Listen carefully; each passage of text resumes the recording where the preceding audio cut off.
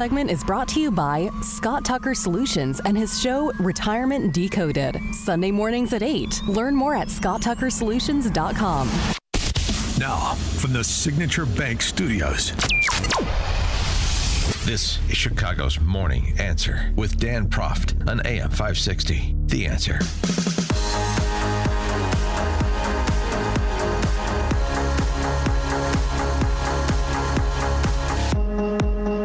Top of the morning, Dan Proft here. So I haven't seen the latest iteration of Superman yet, but I know there was some controversy around it because of some of the silly things that the head of Marvel Studios, James Gunn, had said in advance of the film's release.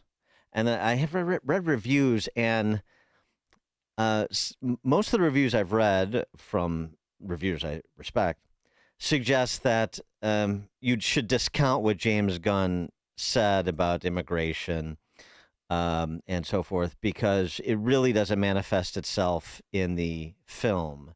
And the idea that it is taking sides in the fighting in Israel also doesn't manifest itself in the film. It's more generic, just, good versus evil. And in typical Superman fashion, he's just trying to save all lives, stop all violence. Some of the reviews. But here's what James Gunn said in the run-up that I think created this expectation that this was going to be another silly woke offering.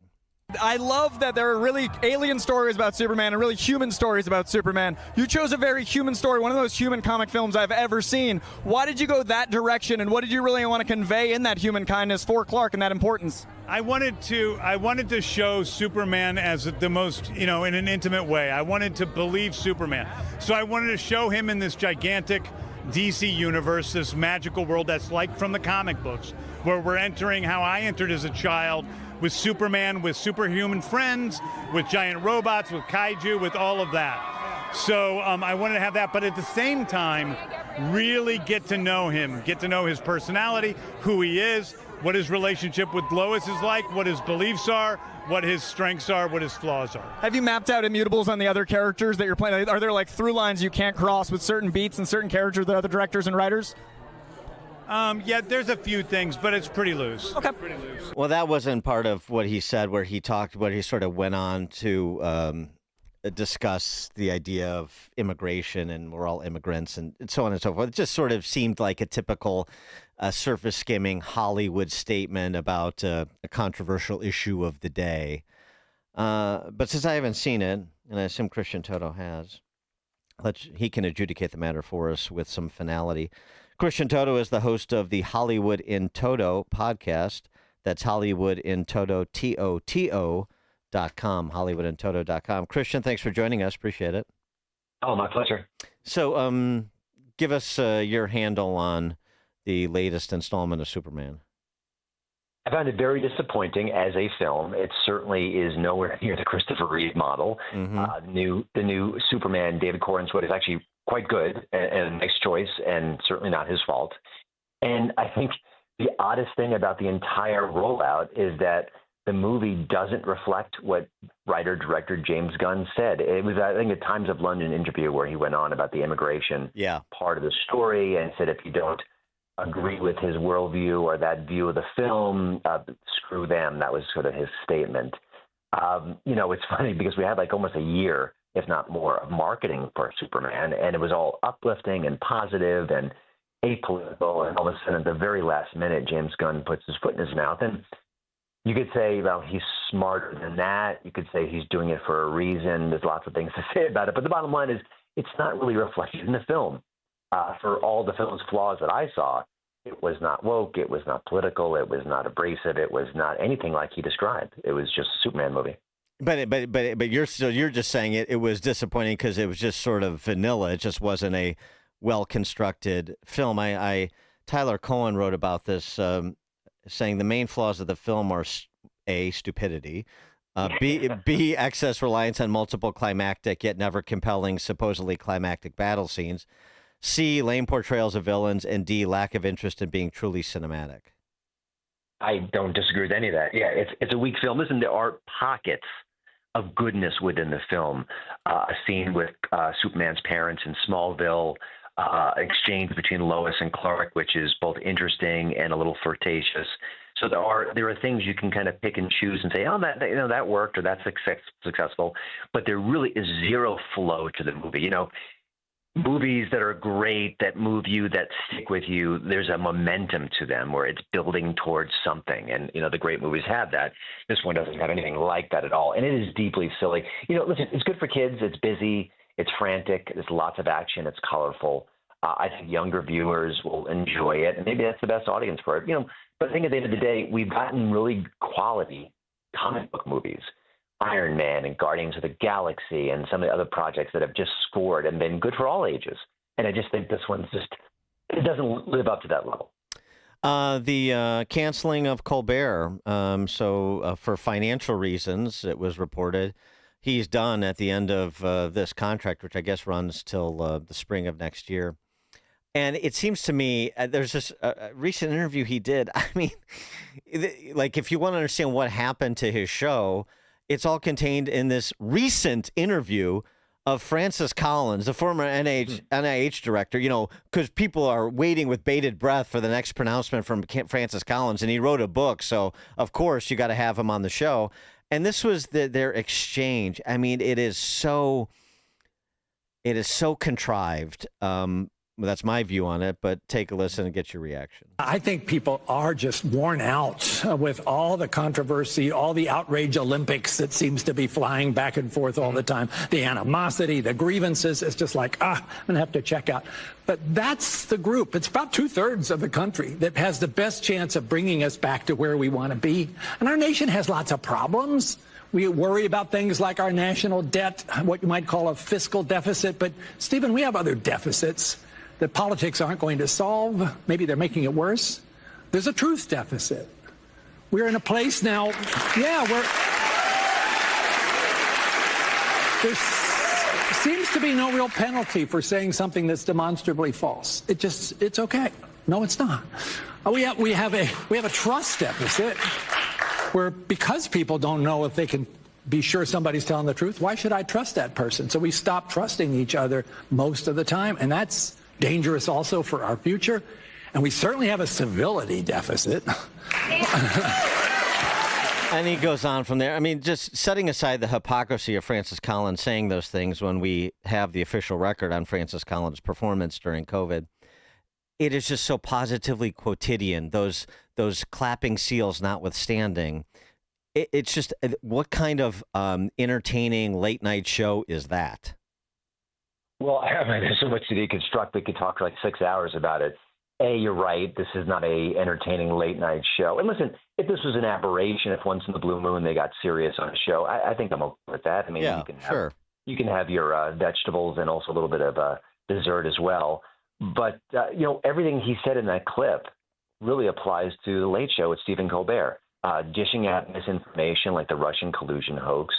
Just recently, Colbert extremely downplayed the LA riots regarding the ICE situation. A lack of civility. That's all Stephen Colbert does on a nightly basis, is savage those who don't agree with his worldview. So that, and this is a late night show, but this is what the Late Show has become. I have to say, given all that, I don't disagree with any of that, but this was the most successful late night show of its kind right now. It beats Fallon, it beats Jimmy Kimmel, it beats Seth Meyers, it beats all the competition. And they're saying they can't make the numbers work with this. So what does that say about Kimmel and Fallon and The Daily Show? I mean, these are other shows that have big budgets and big staffs and production costs they've got to meet. I mean, that's the really interesting part of this cancellation, is that if Colbert, with big-ish ratings, comparatively speaking, can't survive, what's next? I just don't see this format surviving if this is the reality, that it is a financial decision. Well, is it the format, or is it the presenters, if you will, too? I mean, the funny thing about Colbert is, when I first became aware of him, I thought this is a pretty good comedic talent. He was good in Strangers with Candy, in my view. And I think Amy Sedaris is great, and I think her brother is great too, actually, David. And he was good as a correspondent on the Daily Show, and then for the first part of his time with the Colbert Show on Comedy Central, where he was sort of lampooning the political class across the board, and he had sharp writers and a sharp wit, or some combination of the two. But then he just decided, for me, like when the show jumped the shark, and it's hard to pinpoint like Jimmy Kimmel because I don't think he's nearly as talented. I like the whole thing about Jimmy Kimmel is a joke to me and an unfunny one. But Colbert jumped the shark when he did that just obnoxious, painful skit, the Vax scene, VAX and scene, the word scene, where he danced with with 4 guys dressed up as syringes, basically acting as a state propagandist for the vaccine mandates. Like that's the sort of thing where he just became sort of shrill and totally on the nose and totally conforming to the orthodoxy in DC, and then obviously that includes the Hollywood political culture too. And so there was no irreverence, and there was nothing sharp or interesting, no unique takes.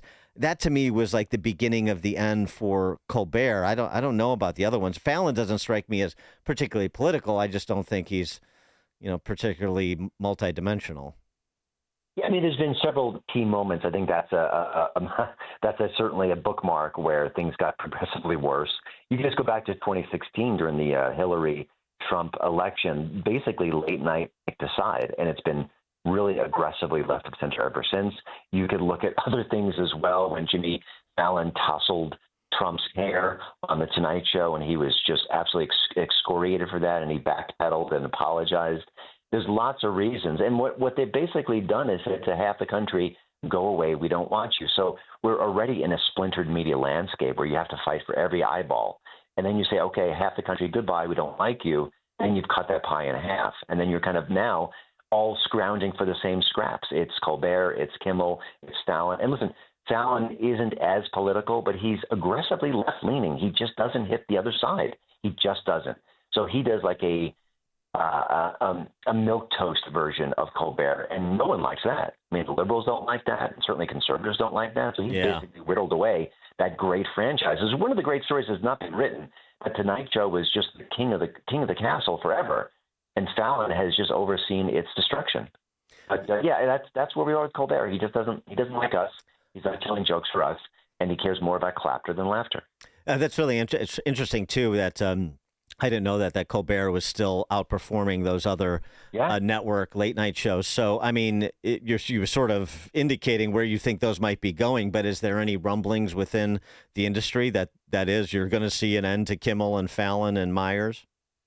Well, Kimmel has teased about, do I sign a contract extension? I think he said that in recent months. And he even said, I don't know if the late night format survives after 10 years, but I think that window shrinks dramatically after this announcement. If CBS can't make the numbers work for the top-rated show, and listen, Colbert has been consistently on top. This isn't like a foot race. He's been winning forever. He leapt ahead of Fallon and has never lost the role, never lost his lead. So if that's not working, then what's left? And the bottom line is this: you can get a lot of late-night style comedy, a lot of political satire on YouTube with people like Tim Dillon and Ryan Long and Andrew Schultz. And these people have shows on YouTube that cost next to nothing. Yeah. The budget is minuscule. And so even when they get some money from the YouTube ads, that can pay the rent. But if late show clips do well on YouTube, you've got to pay the writers and the lighting team and Colbert and this and that. There's so much expense there that it just doesn't work out anymore.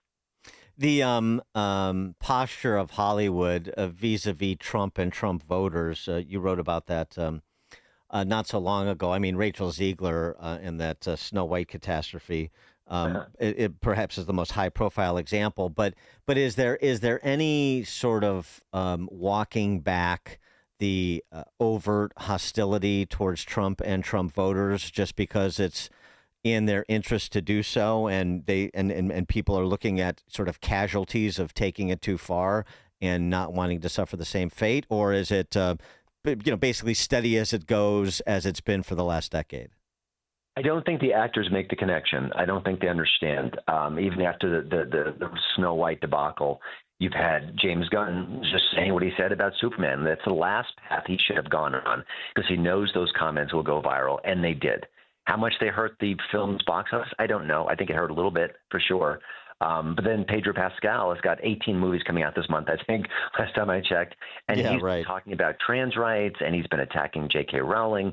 So, listen, he's got a sibling who's trans. I can't read into his heart if he wants to help a community. I don't begrudge him that.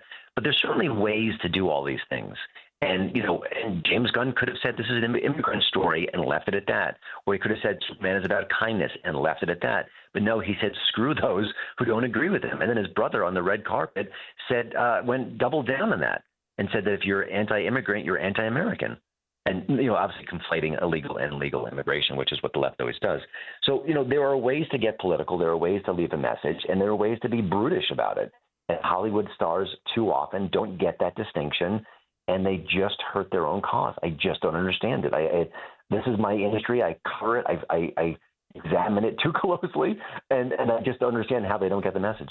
Yeah, I mean, a more recent iteration of this, which was a little surprising just because I hadn't seen him do this before, was, and I like so much of his work, as a lot of people do, but Jason Bateman.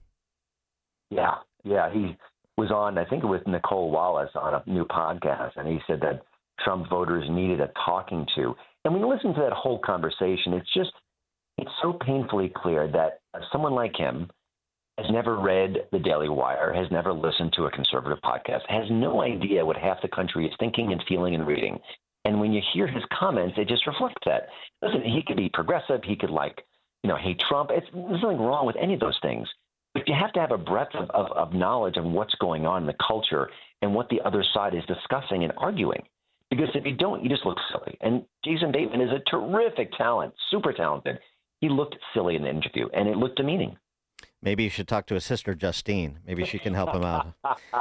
Christian Toto, host of the Hollywood in Toto podcast, Hollywood in Toto, Toto, HollywoodInToto.com. Christian Toto, thanks as always. Appreciate it. Oh, my pleasure. And he joined us on the Turnkey.Pro answer line. You're listening to Chicago's Morning Answer with Dan Proft and Amy Jacobson on AM 560. The Answer. This is Seth Leibson for townhall.com. An alien ideology is entering American politics, and its threat cannot be dismissed. While our Constitution guarantees us a Republican form of government, the tools of democracy can be exploited to render that asunder. Two major cities, New York and Minneapolis, now have candidates for mayor running as avowed socialists under the Democratic Party. They have every likelihood of success. That they call themselves Democratic Socialists is of no comfort. The Venezuelan, Cuban, and China constitutions also speak of their governments as Democratic Socialists. These candidates are indeed Marxists, and the attempted effort to separate Marxism from socialism is folly. Marx and Engels thanked socialist newspapers for spreading